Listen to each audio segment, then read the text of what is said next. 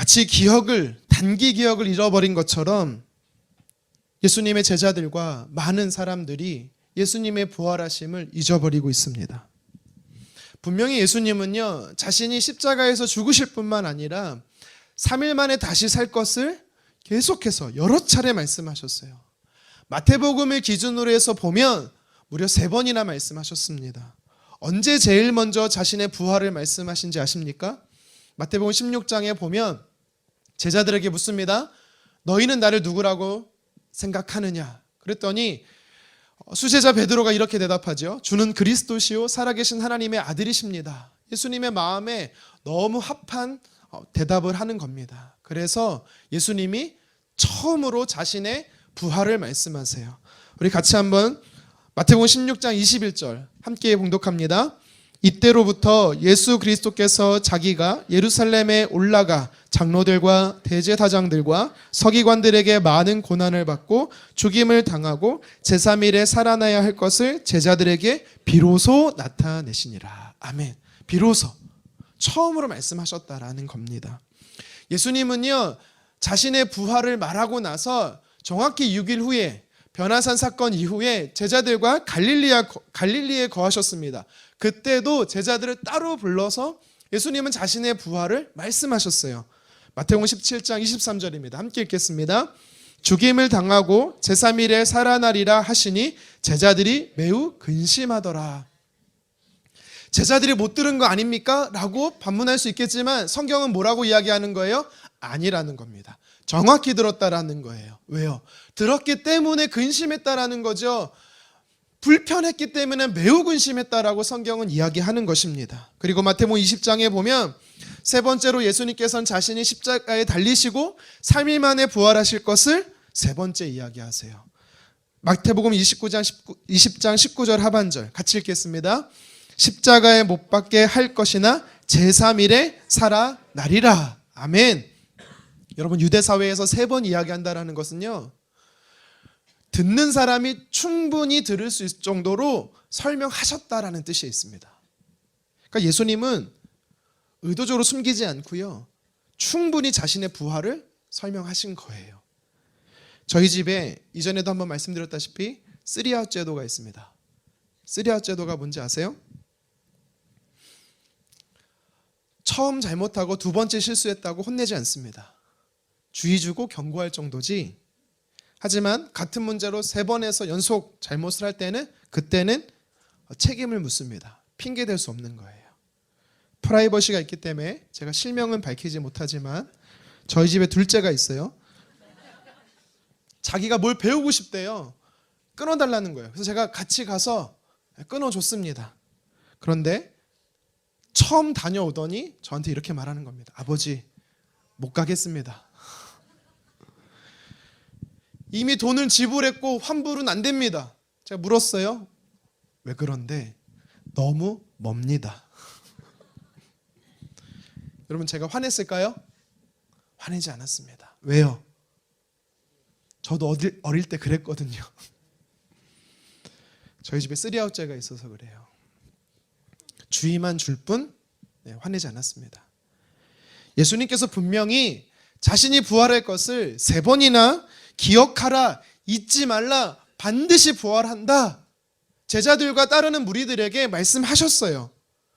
그런데 제자들뿐만 아니라 많은 사람들이 어떻게 한지 아십니까? 요한복음 20장 9절 함께 읽도록 하겠습니다. 그들은 성경에 그가 죽은 자 가운데서 다시 살아나야 하리라 하신 말씀을 아직 알지 못하더라. 아멘. 아직 알지 못했다는 것은 나중에 알았다는 뜻도 되지만 주님이 부활하신 그 순간까지 아직도 그들이 몰랐다라는 거예요. 무려 세 차례나 예수님이 충분히 설명하셨는데도 왜 몰랐을까요? 왜 기억지 못했을까요? 다시 말해, 왜 믿지 못했을까요? 오늘 본문에 보면 예수님의 빈 무덤을 처음 발견한 사람들이 있어요. 여인들입니다. 근데 특별히 오늘 본문은 요한은 한 사람, 막달라 마리아에게 주목하고 있습니다. 1절에 보니까 그녀가 새벽에 예수님의 무덤, 부활하신 날 새벽에 무덤으로 갔다라고 성경은 말합니다. 왜 갔을까요? 부활하신 주님을 만나기 위해서 갔을까요? 그렇지 않습니다. 그녀의 말과 행동이 전혀 맞지가 않아요. 오늘 본문과 똑같은 내용이 기록되어 있는 누가복음 24장에 보면 마리아의 손에 뭔가 하나 들려 있어요. 그게 뭔지 아세요? 향품이 들려 있었다라고 말합니다. 이게 뭔지 아십니까? 그렇죠. 시체를 닦는 방부제였어요. 부활하신 주님을 만날 것다면 그것은 필요 없는 겁니다. 오늘 본문도 마찬가지예요. 막달라 마리아는 예수님의 무덤이 열려 있는 것을 발견하고 시신이 사라진 것을 알았습니다. 그래서 그는요, 제자들에게 달려가서 말을 하는 겁니다. 만약에 예수님이 부활하셨다라는 것을 믿었다면 뭐라고 이야기했을까요? 예수님이 살아나셨어요. 정말로 부활하셨어요. 무덤에 예수님의 시체가 없어요. 라고 말하지 않았겠습니까? 그런데 도리어 그는요, 2절 하반절에 뭐라고 말합니까? 같이 한번 읽어보도록 하겠습니다. 사람들이 주님을 무덤에서 가져다가 어디 두었는지 우리가 알지 못하겠다 하니 예수님의 시신을 누가 훔쳐갔다라는 겁니다. 마리아도 제자들도 어느 누구도 예수님의 부활을 믿지 못합니다. 여러분, 근데 참 아이러니한 게 있어요. 뭔지 아십니까? 예수님을 믿었던, 저렇게 울어야 돼요 우리가. 예수님을 믿었던 제자들도 따르던 여인들도 예수님의 부활을 안 믿었습니다. 근데 누가 예수님의 부활을 믿은지 아세요? 당시 바리새인들과 사두개인들, 종교 지도자들, 예수님이 핍박하던 사람들은요, 기억이 났어요. 아, 예수가 3일 만에 다시 산다 그랬지. 야, 안 되겠다. 지켜. 큰 돌, 웬만한 사람으로는 몇 사람으로 옮길 수 없는 큰 돌로 입구를 막아버렸습니다. 그리고 로마 병사로 지키게 했습니다. 이게 아이러니입니다. 주님을 따르고 사랑하고 경험하고 체험한 사람들은요, 말씀을 믿지 않아요. 도리어 주님을 대적하는 자들은 믿어요. 이게 신앙의 아이러니죠. 오래전에 미국에서 실제로 있었던 일인데요. 한 도시에 교회가 있었어요. 그런데 그 교회에 바로 근접해서 나이트클럽이 있었어요. 한번 생각해 보세요. 교회가 있고 나이트클럽이 있습니다. 성도로서 그 교회에 가겠습니까? 갈 것 같은 분위기인데요. 날마다 저녁마다 시끄러운 소리에 예배가 방해되고 술 취한 사람들이 온통 이상한 행동들을 하니 누가 자녀를 교회에 맡기고 누가 교회에서 신앙생활을 하겠어요. 그래서 그 교회가 작정하고 저녁 기도회를 열었습니다. 주제가 뭔지 아십니까? 하나님, 나이트클럽을 불태우소서. 과격하죠. 살벌합니다. 근데 정말로 시간이 지나서 그 나이트의 클럽에 화재가 났습니다. 너무 크게 화재가 나서 나이트클럽이 사라졌어요. 성도들이 기뻐합니다. 하나님께서 우리의 기도를 들으셨다, 응답하셨다, 기뻐합니다. 그런데요, 얼마 지나지 않아서 그 나이트클럽에서 손해배상 청구가 날라왔어요. 재판이 열렸습니다. 교회 측 사람이 불을 지른 게 아니었습니다. 솔직히 자신들도 알았어요. 왜냐하면 화재의 원인은 누전이었거든요. 그런데도 불구하고 왜 그들이 교회에 손해배상을 청구한지 아십니까? 교회가 자신들의 사업장에 불이 나도록 기도했기 때문이라고 합니다. 교회 측 대변인이 이렇게 말합니다. 성도들이 그렇게 기도한다고 진짜 불이 납니까? 말도 안 되지? 억측일 뿐입니다. 재판 결과는 교회 무죄로 판결이 났습니다. 당연하지요. 그런데 재판관이 이렇게 부연 설명합니다. 불이 나도록 기도했기에 불이 났는데도 불구하고 믿지 않는 교회의 성도들보다 불이 나도록 기도회를 했기 때문에 불이 났다고 믿는 나이트클럽의 사람들이 더 믿음이 좋다. 이게 아이러니인 거예요. 신앙의 아이러니. 예수님의 부활을 직접 들은 제자들과 여인들은 왜 믿지 못합니까? 예수님을 대적하고 믿지 않는 사람들은 왜 부활을 또 믿습니까? 여러분, 기록된 하나님의 음성인 성경을 통해 하나님의 약속이 우리에게 주어졌지만 우리는 신앙생활 하면서 기억하지 못하는 이유가 뭘까요? 믿지 못하는 이유가 뭘까요? 기억력이 안 좋아서요? 아닙니다. 두 가지 이유가 있어요. 선별적 필터링과 자의적 해석 때문입니다. 무슨 말입니까? 선별적 필터링이 뭐예요? 내가 듣고 싶은 것만 듣고 내가 듣기 싫어하는 것은 취하지 않는 것. 어쩌면 오늘날 한국교회 성도들의 가장 큰 문제가 이겁니다. 축복에 대한 말씀, 성공에 대한 말씀, 번영과 번창하고 하나님께서 우리에게 복을 주신다라는 이야기는요, 너무 좋아서 잘 들으려고 합니다.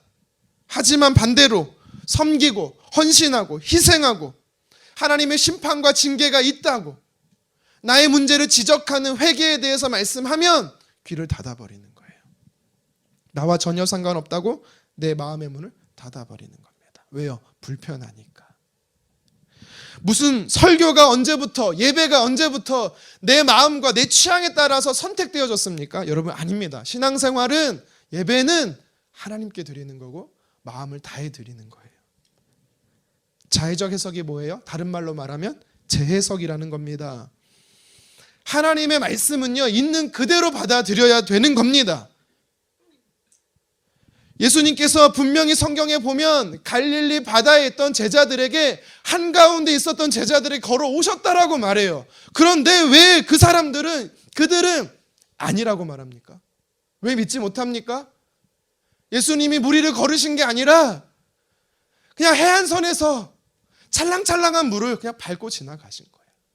어떻게 사람이 걸어? 무리를 걸어. 왜 믿지 못하는 겁니까? 왜 재해석하는 겁니까?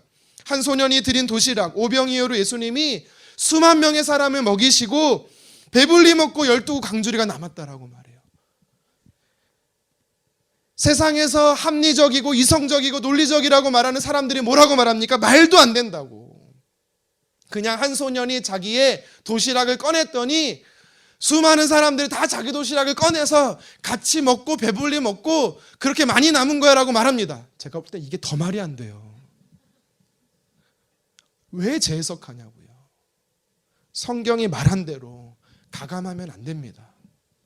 성경을 가감하잖아요. 징계하신다라고 했어요. 가감하잖아요. 생명책에서 그 이름을 제하버리신다라고 말씀하셨어요.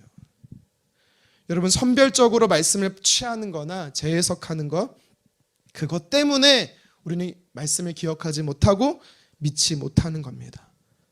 그러므로 인해서 성경에 보면 기억하지 못하고 믿지 못함으로 인해서 엄청난 피해를 많이 보았던 사람들이 등장하잖아요. 예를 들어 볼까요? 창세기 19장에 보십시오. 천사들이 소돔에 살던 롯이라는 사람에게 찾아갔습니다. 하나님이 이 성읍을 심판할 거니까 빨리 도망쳐라, 떠나라라고 말합니다. 롯은요, 그의 가족을 데리고 도망칩니다. 소알이라는 곳으로 피해요. 그러면서 기억합니다. 뭘 기억해요? 절대 뒤를 돌아보지 마라. 그런데 롯의 아내는 어떡합니까? 잊어버려요. 기억지 않아요. 믿지 않습니다. 그리고 뒤를 돌아봤어요. 성경이 뭐라고 말해요? 19장 26절에 소금 기둥이 됐다라고 말합니다. 역대상 13장에 보면 다윗이 기럇 여아림에 있던 법궤, 언약궤를 예루살렘 성, 다윗성으로 가지고 옵니다. 아비나답의 집에 있던 그 언약궤를 가지고 오는데 어떻게 가져옵니까? 수레에 실어서 가져와요. 기돈 타작 마당에 되니까 갑자기 소들이 날뛰는 겁니다. 옆에 있던 웃사란 사람이 법궤가 떨어질까 봐 법궤를 딱 잡아요. 어떤 일이 벌어져요? 하나님이 진노하셔서 바로 그 웃사를 죽이십니다. 문제가 뭐예요? 하나님의 말씀을 기억하지 못했기 때문에, 하나님의 말씀을 잊어버렸기 때문에. 민수기 4장 15절에 분명히 뭐라고 말합니까? 성소의 기구들은 아무나 옮겨서는 안 된다라고 말해요. 고핫 자손, 제사장들, 레위지파 자손들이 옮겨야 되고, 언약궤는요, 어깨에 메고 옮겼어야 돼요. 그런데 다윗도, 당시 레위인도, 제사장도, 웃사도, 백성들도 아무도 하나님의 말씀을 기억하지 못합니다. 여러분, 신앙생활은 하나님의 말씀을 기억하는 겁니다. 신앙생활은 말씀을 그대로 받아들이는 겁니다. 그래야 내 삶의 능력이 되는 거예요. 예수님 뭐라고 말씀하셨습니까? 요한복음 8장 47절 함께 읽겠습니다. 하나님께 속한 자는 하나님의 말씀을 듣나니 너희가 듣지 아니함은 하나님께 속하지 아니하였습니다. 여러분, 무서운 말씀 아닙니까? 내가 하나님의 말씀을 순종하고 있지 않으면 어쩌면 내가 하나님의 사람이 아닐 수 있대요. 목사님, 저는 말씀을 믿고 싶은데도 믿어지지 않아요 라고 하시는 분 계십니까? 여러분, 그렇다면 먼저는 기도하세요. 주님, 나를 불쌍히 여겨주셔서 하나님의 말씀이 있는 그대로 믿어지도록 도와주세요. 기도하십시오. 간구하십시오. 그리고 나서 내 안에 잘못된 습관이 있지 않는가 점검해 보세요. 선별적으로 취사 선택하고 있지는 않는지, 아니면 하나님의 말씀을 재해석하고 있지는 않는지. 하나님의 말씀을 온전히 받아들여야 내게 능력이 되는 것입니다. 저와 여러분들이 말씀을 대하는 순전한 태도, 말씀에 대한 온전한 순종이 있기를 간절히 원합니다. 계속해서 본문 말씀에 보면 예수님은 말씀하신 대로 3일 만에 부활하셨어요. 십자가에 죽으시고 그 죄와 사망을 이기시고 무덤에서 일어나셨습니다. 보니까요, 예수님은 부활하시고 나서 제일 먼저 무엇을 하셨나 보니까 사람을 만나요. 그의 사랑하는 사람들을 만나십니다. 어떤 일을 눈으로 직접 본 사람을 목격자라고 말합니다. 오늘 본문의 막달라 마리아는 예수님의 부활을 본 최초 목격자가 돼요. 부활하신 예수님을 만나자 오늘 성경은요, 그녀가 변화되었다라고 말합니다. 구체적으로 그녀의 변화를 한번 살펴보기 원하는데요, 그녀의 삶이 어떻게 변했고 저와 여러분의 삶을 되돌아봤을 때 부활하신 주님을 내가 만났다면 내 삶에도 동일한 이러한 변화가 있는지를 한번 적용해 보셨으면 좋겠습니다. 부활의 주님을 만나면 우리 삶에 어떤 변화가 일어납니까? 첫 번째는 감정의 변화가 일어납니다. 감정의 변화. 내면의 상태의 변화가 제일 먼저 일어난다라는 겁니다. 우리 11절에 보면 막달라 마리아의 내면 상태가 나와요. 어떤 상태입니까? 우리 11절 함께 읽겠습니다. 마리아는 무덤 밖에 서서 울고 있더니 울면서 구부려 무덤 안을 들여다보니. 아멘. 성경은요, 마리아의 상태가 지금 어떤 상태래요? 감정이 어떻대요? 울고 있대요. 울고 있대. 무려 2번이나 반복하고 있습니다. 성경의 저자 요한만 그녀가 울고 있다라고 말하지 않습니다. 오늘은요, 하나님의 천사, 수종드는 천사가 동일하게 그녀가 울고 있다라고 이야기를 해요. 13절 상반절 함께 읽겠습니다. 천사들이 이르되 여자여 어찌하여 우느냐. 천사들도 그녀가 울고 있었던 내면의 감정의 상태를 확인해주고 있는 겁니다. 심지어 15절에 보십시오. 부활하신 예수님도 그녀가 울고 있다라고 확인시켜주고 계세요. 우리 15절 상반절을 읽겠습니다. 예수께서 이르시되 여자여 어찌하여 우느냐. 아멘. 여기서 운다라는 단어가 어떤 의미인지 아세요? 에클라이엔이라는 단어인데요, 그냥 우리가 훌쩍훌쩍 울었다 이 정도가 아닙니다. 왕왕 펑펑 울었다라는 거예요. 미친 듯이 울은 겁니다. 멈추지가 않는 거예요. 마음이 찢어지도록 주체할 수 없을 정도로 울었다라는 겁니다. 여러분, 혹시 오늘 본문의 마리아처럼 울어보신 적 있으세요? 있을 겁니다. 한 번쯤 있을 거예요. 사랑하는 사람을, 소중한 사람을 갑자기 떠나보내야 됐을 때, 내 인생의 전부를 걸었던 일들이 결국 실패로 끝났을 때, 가장 믿고 신뢰한 사람들에게 뒤통수 맞는 배신을 당했을 때, 우리는 어쩌면 세상 잃은 것처럼 오늘 마리아처럼 울 수 있을 겁니다. 마리아가 그랬어요. 억울하게 자기가 사랑했던, 자기가 따랐던 예수님이 억울하게 십자가에 죽으셨거든요. 그런데 그 시신마저 도난당했으니 마음이 찢어지는 겁니다.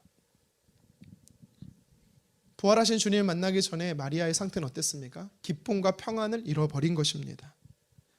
그런데 오늘 말씀해 보십시오. 그런 마리아에게 예수님이, 부활하신 예수님이 찾아오십니다. 그리고 그녀의 마음이 변화되었어요. 어떻게 알 수 있습니까? 15절 하반절에 보면 자기의 이름을 부르시는 예수님, 자기를 부르신 예수님이 있어요. 그런데 깨닫지를 못해요. 그러니까 어떻게 반응합니까? 동산직인지 알고 무덤의 주인인지 알고 정중하게 격식을 갖춰서 제발 시신 좀 달라고 요청하는 겁니다. 그런데 16절에 보니까 자기의 이름을 불러주는 분이 계신 거예요. 마리아야. 자기의 이름을 불러주는 그 예수님으로 인해서 16절 하반절 이렇게 반응합니다. 함께 읽겠습니다.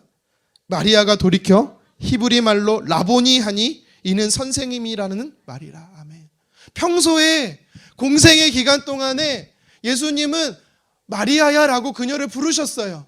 마리아라고 부르시는 예수님의 음성에 항상 마리아는요 라보니라고 대답했던 겁니다. 그러니까 지금 마리아라는 단어와 라본이라는 단어를 통해서 두 사람의 스승과 제자의 친밀하고 다정한 대화가 회복됐음을 이야기하는 겁니다. 내가 그렇게 애타게 찾고 있던 분이 내 앞에 계셨네? 진짜 부활하셨네? 진짜 살아나셨네? 라는 것을 그녀가 깨닫게 된 겁니다. 목자는 양의 상태를 잘 압니다. 우리 손한 목자 되신 주님은, 부활하신 주님은 나를 잘 아세요. 내 실수와 내 연약함을 잘 아십니다. 내 죄를 아시고 내 저지른 잘못을 아십니다. 뿐만이 아닙니다. 지금 내가 처해 있는 형편도 아시고 내가 무엇을 원하고 간절히 바라는지도 아십니다. 긴급하고 가장 시급한 일이 무엇인지도 아세요. 그 주님이 멀리 계지 않으십니다. 어디 계십니까? 막달라 마리아 바로 곁에, 바로 뒤에 계신다라는 사실입니다. 혹시 여러분들 중에 마리아처럼 기쁨을 잃어버린 분 계십니까? 평안을 빼앗기신 분 계십니까? 저는 알지 못하지만 부활의 주님은 여러분의 상황을 다 아십니다. 임마누엘 되시는 주님은 여러분들의 이름을 부르고 계세요. 부활하신 주님이 여러분에게 찾아오셨어요. 사랑하는 딸아, 사랑하는 아들아, 왜 우느냐? 울지 마라. 주님은요, 내게 찾아오셔서 흘리는 내 눈물을 닦아주고 계십니다. 자신의 이름을 불러주신 예수님으로 인해서요, 마리아의 마음의 상태가 기쁨으로 변했어요. 동일한 말씀이 기록되어 있는 마태복음 28장 8절에 뭐라고 말하는지 아십니까? 큰 기쁨이 그녀에게 임했고 그 자리를 떠났다라고 이야기를 합니다. 이사야 61장 3절을요, 우리 공동번역 성경으로 함께 읽어보도록 하겠습니다. 시작. 시온에서 슬퍼하는 사람에게 희망을 주어라. 죄를 뒤집어 썼던 사람에게 빛나는 관을 씌워 주어라. 상복을 입었던 몸에 기쁨의 기름을 발라 주어라. 침울한 마음에서 찬양이 울려 퍼지게 하여라. 아멘. 하나님께서 이사야 선지자에게 명령하신 거예요. 이사야 선지자는요, 예언하고 있습니다. 앞으로 오실 메시아가 어떤 분이시냐? 우리의 슬픔이 변하여 기쁨이 되게 하시는 분이시다라고 예언하고 있는 것입니다. 여러분, 찬송가 91장, 우리가 잘 아는 찬송가예요. 가사가 1절이 이렇습니다. 슬픈 마음 있는 사람, 예수 이름 믿으면 영원토록 변함없는 기쁜 마음 얻으리. 왜요? 예수님이 세상의 소망이고요, 예수님이 내 삶의 기쁨이 되시기 때문입니다. 여러분, 우리가 살다 보면 재난의 순간이 있어요. 슬픔과 근심의 날이 있습니다. 하지만 분명한 사실은 그게 길지 않는다라는 겁니다. 아침에 슬픔과 근심이 있을지라도 저녁에 잠자리에 누울 때 주님은 기쁨으로 회복시켜 주신다라는 겁니다. 저녁에 슬픔과 근심이 있는 상태로 잠자리에 누우면 해가 뜨기 전에 주님은 슬픔과 근심이 사라지게 하시는 분이신 줄 믿습니다. 사랑하는 성도 여러분, 부활의 주님을 만나세요. 그 주님이 우리를 슬픔이 변하여 기쁨 되게 하실 겁니다. 주님 멀리 계시지 않으세요. 요한계시록 3장 20절 함께 읽겠습니다. 볼지어다 내가 문 밖에 서서 두드리노니 누구든지 내 음성을 듣고 문을 열면 내가 그에게로 들어가 그와 더불어 먹고 그는 나와 더불어 먹으리라. 아멘. 부활의 주님이 찾아오십니다. 그리고 마리아의 이름을 불러주신 것처럼 여러분들의 이름을 불러주십니다. 그러면 주님과의 사귐이 회복되는 것입니다. 계속해서 막달라 마리아를 통해 부활의 주님을 만나면 우리가 어떻게 변화된지를 성경이 이야기하고 있습니다. 어떻게 변합니까? 사명의 사람으로 변합니다. 부활하신 주님이 최초의 목격자 마리아에게 이렇게 말씀하셨어요. 처음 말씀하신 게 있어요. 명하신 게 있어요. 17절 하반절 함께 읽겠습니다. 너는 내 형제들에게 가서 이르되 내가 내 아버지 곧 너희의 아버지 내 하나님 곧 너희의 하나님께로 올라간다 하라 하시니. 아멘. 무슨 말이에요? 가서 전하라는 거예요. 가서 전하라고. 어떤 내용을 전하래요? 예수님이 십자가에서 죽으셨지만 3일 만에 부활하셨다. 그 부활하신 주님이 하나님 보좌 우편에 승천하실 것이다 라고 전하라라고 말씀합니다. 그래서 18절에 마리아가 어떻게 합니까? 같이 한번 읽을까요? 막달라 마리아가 가서 이르니라, 가서 전하니라 라고 성경이 말하고 있습니다. 여러분, 그대로 하는 거예요. 마리아가 사명의 사람이 되었습니다. 사명은 마리아에게만 있는 특별함이 아닙니다. 마리아를 통해 예수님의 부활을 들은 제자들이 어떻게 변합니까? 그들은요, 믿지 못해요. 처음에 믿지 못해요. 그래서 성경이 뭐라고 말하냐면 그들이 두려워서 숨었는데 그 숨은 장소를요, 안에서 문을 잠갔다라고 말합니다. 그런데 그 장소까지도 부활의 주님이 찾아오셨어요. 찾아오셔서 주님이 뭐라고 말씀하는지 아세요? 야, 너희가 나를 부인하고 도망쳤지. 내가 부활한다고 했는데도 못 믿었지. 이렇게 주님이 책망하신 게 아닙니다. 주님 뭐라고 말씀하십니까? 요한복음 20장 21절 하반절 함께 읽겠습니다.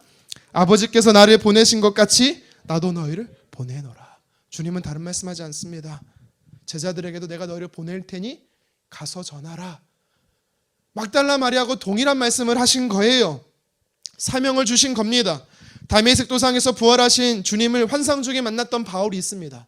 바울이 나중에 뭐라고 신앙 고백한지 아십니까? 사도행전 20장 20절 함께 읽겠습니다. 내가 달려갈 길과 주 예수께 받은 사명 곧 하나님의 은혜의 복음을 증거하는 일을 마치려 하면은 나의 생명조차 조금도 귀한 것으로 여기지 아니하노라. 내가 부활하신 주님을 만났는데 주님이 내게 사명을 주셨어라고 말하는 거예요. 그 사명이 뭐래요? 복음을 전하는 거래요. 이방의 사도로 나를 이방 땅에 보내셨는데 그곳에서 십자가에 죽으시고 부활하시고 다시 사신 주님을 전하는 거래요. 여러분, 이게 사명입니다. 본문의 막달라 마리아나 예수님의 제자들이나 바울, 부활의 주님을 만났더니 그들에게 뭐가 생겼어요? 동일하게 사명이 생겼습니다. 그러니까 성경은 무엇을 이야기하는 거냐면 예수님을 믿는다면, 부활하신 주님을 믿는다면 한 사람도 예외 없이 남녀노소 상관없이 모두가 다 사명의 사람이라는 겁니다. 여러분, 근데 우리가 사명하면요, 뭔가 거창하고 대단하고 어려운 일이라고 생각해요. 또 사명하면 어떤 위치나 자리와 역할로 생각을 합니다. 아니에요. 사명은 그런 게 아닙니다. 사명의 사전적 의미가 뭐예요? 맡겨진 일입니다. 부활하신 주님께서 자기의 부활을 목격하고 경험한 사람들에게 동일하게 맡겨주시는 일이 있어요. 그게 뭡니까? 가서, 주님이 보내시는 현장에 가서, 그곳이 가정이든 그것이 일터든 누구를 만나든 어디에 있든지 예수님을 전하는 거예요. 목사나 전도사나 선교사만이 사명이 아닙니다. 여기 있는 여러분들, 예수님을 주로 영접한 자들은 모두가 다 사명의 사람이에요.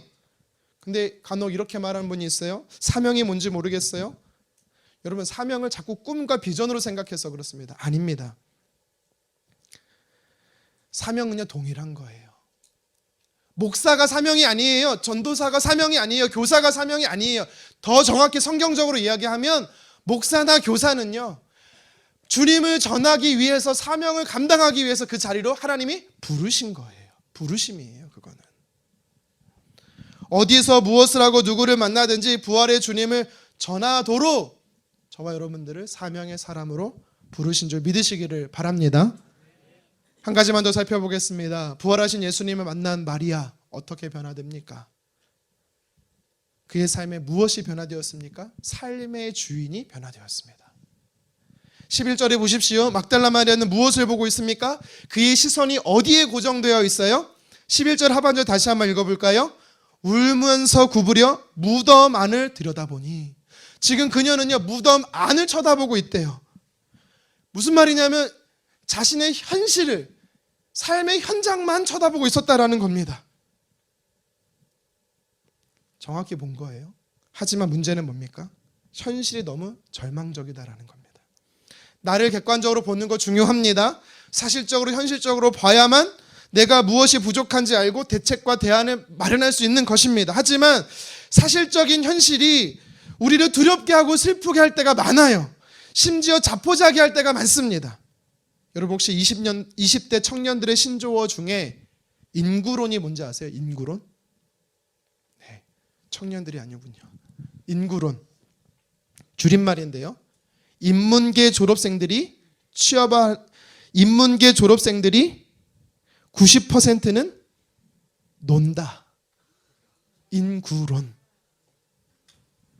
여러분, 그래서 취업이 안 되는 인문계 학생들이 우픈 고백이 있죠. 네. 죄송합니다가 아니라 문송합니다. 문과라서 죄송합니다. 참고로 저도 문과 출신입니다. 막달라 마리아가 그랬어요. 그녀의 현실은 계속해서 무덤 안과 같이 처참하고 내 인생 끝났다. 결론 내리고 시리에 빠져 울고 있었던 것입니다. 하지만 여러분, 현실은 중립적입니다. 무슨 말인지 아세요? 현실은요, 현실 너머에 뭐가 있는지 말해주지 않습니다. 현실은요, 어떤 방법으로 현실을 극복할 수 있는지 말해주지 않습니다. 현실은 그냥 현실일 뿐이에요. 존재하는 현실일 뿐입니다. 문제는 뭡니까? 그 현실을 해석하는 내가 문제예요. 내 시선이 문제입니다. 우리도 지금 막달라 마리아처럼 내 문제만 계속해서 보고 있으면 낙심이 옵니다. 울 수밖에 없는 겁니다. 그러면 어떻게 해야 합니까? 우리의 시선을 옮겨야 되는 거예요. 본문에 보면 부활하신 예수님이 막달라 마리아의 시선을 옮겨주십니다. 죽음의 현장, 그 무덤의 현장에서 어디로 옮겨주십니까? 부활하신 살아나신 예수님께 시선을 옮겨주십니다. 여러분, 우리의 시선이 내 삶의 문제와 현실이 아니라 살아나신 예수님께 옮겨지면 우리의 절망과 좌절이 상심이 기쁨과 감격으로 변하는 줄 믿으시기를 바랍니다. 미국의 16대 대통령이죠. 우리도 존경하는 아브라함 링컨이라고 있습니다. 한 기자가 와서 물어요. 당신의 성공 비결은 무엇입니까? 그러자 링컨이 이렇게 말합니다. 많은 실패입니다. 나는 실패할 때마다 실패에 담겨진 하나님의 뜻이 무엇인지를 물었습니다. 그리고 그 실패를 징검다리로 활용했습니다. 사탄은 내가 실패할 때마다 너는 이제 끝이야 라고 계속해서 속삭였지만, 하나님은 내가 실패할 때마다 실패를 거울 삼아 더 큰 일에 도전하라고 말씀하셨습니다. 끝이 보이지 않은 실패 속에 시련의 연속일 때 저는 내 실패를 본 것이 아니라 하나님의 말씀을 붙잡았습니다. 하나님을 바라봤습니다 라고 말합니다. 그러면서 그가 성경의 한 구절을 읽어요. 우리 같이 한번 읽어볼까요? 시편 37편 23절과 24절입니다. 여호와께서 사람의 걸음을 정하시고 그의 길을 기뻐하시나니 그는 넘어지나 아주 엎드러지지 아니함은 여호와께서 그의 손으로 붙드심이로다. 아멘. 아브라함 링컨의 현실은 실패지만 그는요, 그의 시선을 옮겨서 부활하신 예수 그리스도, 살아계신 하나님의 말씀의 시선을 옮겼더니 다시 일어날 수 있었던 겁니다. 여러분, 우리도 마찬가지예요. 우리의 시선을요, 현실과 현장이 아니라 하나님의 말씀에 둬야 되는 겁니다. 부활하셔서 나에게 찾아오셔서 내 이름을 불러주시는 그 주님께 시선을 옮겨야 되는 것입니다. 그랬더니 그녀가 어떻게 변화돼요? 18절입니다. 함께 읽겠습니다. 막달라 마리아가 가서 제자들에게 내가 주를 보았다 하고 또 주께서 자기에게 이렇게 말씀하셨다 이르니라. 아멘. 여러분, 이 18절에서요, 상반절과 하반절에 엄청난 변화가 있는 것을 혹시 찾으신 분 계실까요? 상반절에서 뭐라고 말합니까? 주어가 누구예요? 나예요. 내가. 부활의 주님을 만나기 전에는요, 막달라 마리아의 삶의 주인은 누구였냐면 자신이었어요. 본인이었어요. 그런데 부활의 주님을 만나니까 그녀가 어떻게 변화됩니까? 하반절에 보십시오. 주어가 누구로 변합니까? 주께서. 삶의 주어가, 삶의 주인이, 내 삶의 주인이 예수 그리스도로, 부활하신 주님으로 그녀의 삶이 변화되었다라는 겁니다. 절망의 시선에서 소망의 말씀으로 바라볼 때, 죽음의 현장에서 부활하신 주님을 바라볼 때 그녀의 삶이 변했던 겁니다. 여러분, 우리도 마찬가지입니다. 우리도 살아계신 하나님의 말씀에 집중하면, 부활하신 주님께 우리의 시선을 옮기면 내 삶을 주님이 책임져 주십니다. 내가 내 인생의 주인 되어서 내 삶을 책임지려고 하면 너무나 거대한 현실의 무게감 때문에 우리는 쓰러질 수밖에 없는 겁니다. 하지만 주님 내 삶의 주인이십니다를 인정하고 주님 내 삶을 책임져 주십시오 맡겨버리면 내 힘으로 해결할 수 없는 문제를 주님께서 능히 담당해 주십니다. 부활의 주님은 어디 계십니까? 멀리 계시지 않습니다. 바로 내 뒤에, 내 옆에, 지금 내 안에 함께 하십니다. 여러분, 실패하셨습니까? 낙심했던 그 현장, 괴롭고 고통스러워하는 그 현장에 주님 찾아오십니다. 여러분, 우리는 고개만 돌리면 막달라 마리아처럼 주님 만날 수 있는 것입니다. 부활의 주님을 만나는, 그래서 주님을 내 삶의 주인으로 모시는 저와 여러분 되기를 간절히 원합니다. 말씀을 정리합니다. 예수님은 십자가의 저주와 죽음에서 이기시고 3일 만에 부활하셨습니다. 주님은, 부활하신 주님은 가장 먼저 사랑하는 사람에게 찾아가셔요. 이 사실은 사랑하는 저와 여러분들에게도 찾아오신다라는 것입니다. 여러분, 내게 찾아오시는 그 주님을 만나시기를 축복합니다. 오늘 성경은요, 막달라 마리아라는 한 여인을 통해서 주님을 만나면 우리의 삶이 어떻게 변화되는지에 대해서 3가지로 설명해 주셨어요. 먼저는 우리의 슬픔과 낙심과 절망의 감정의 상태가 기쁨과 환희로 변화된다라는 사실입니다. 여러분, 그 부활의 주님으로 인하여 날마다 기쁨이 넘치기를 간절히 소망합니다.